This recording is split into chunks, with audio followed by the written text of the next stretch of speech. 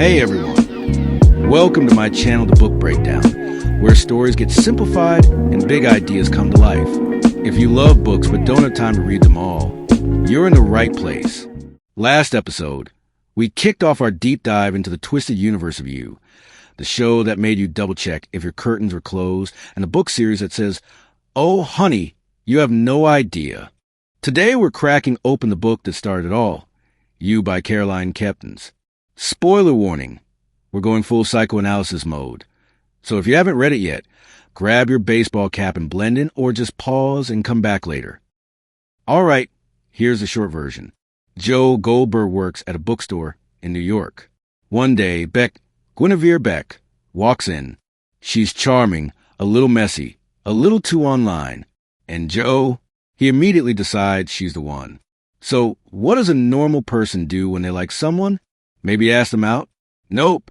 Joe stalks her Instagram, follows her around the city, breaks into her apartment, steals her phone, reads her messages, and honestly, he thinks he's doing her a favor. I mean, in Joe's mind, he's not creepy, he's romantic. He's fixing her life, removing obstacles like her on and off boyfriend Benji, R.I.P., her toxic friend Peach, double R.I.P., and eventually Beck herself, triple R.I.P.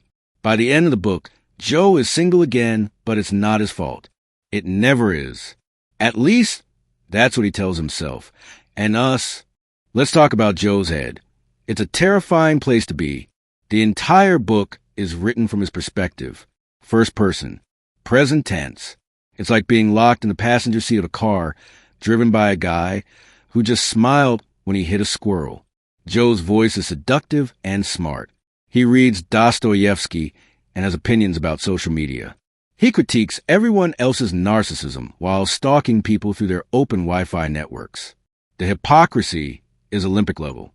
What's so genius and disturbing about this book is how easily Joe convinces you to root for him.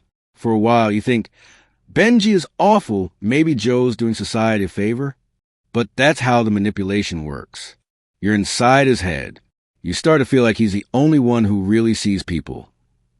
And that's the scariest part, because Joe sees you, and then he turns you into a story he can control. It's a masterclass in unreliable narration. Joe always rationalizes his behavior. I only broke into her house because she didn't lock her door. That's practically an invitation, right? No, Joe. That's breaking and entering. Also, therapy exists. Now let's compare Book Joe and Show Joe.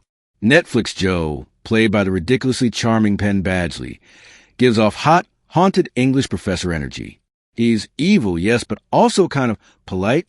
He saves a kid, cares for women kind of, and gives the illusion that maybe, just maybe, he wants a change. Book Joe? Nah, he's raw, messier, more bitter. There's no Paco to soften his image. No loving flashbacks. No soothing voiceovers about destiny. Just pure, uncut, manipulative psycho. In the book, Joe is brutally honest, not with others but with himself. He knows what he's doing is wrong, but convinces himself that it's for love. It's like if Holden Caulfield and Patrick Bateman had a podcast. Also, fun fact, Joe is way more literary in the book. He constantly references obscure authors and uses literature as a weapon. He judges Beck's reading choices, her writing, her friends.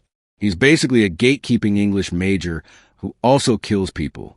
The show makes some changes, some smart, some strange. Biggest change?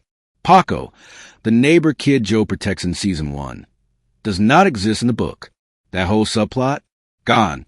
It was added to give Netflix Joe a sympathetic edge. You know, sure, he locked a guy in a cage, but he's good with kids, faced with rolling eyes. Also, Beck feels different. On screen, she's more sweet and polished. Book Beck is messy. Her inner life, as revealed through stolen texts and emails, is insecure, desperate, performative. She's not a dream girl.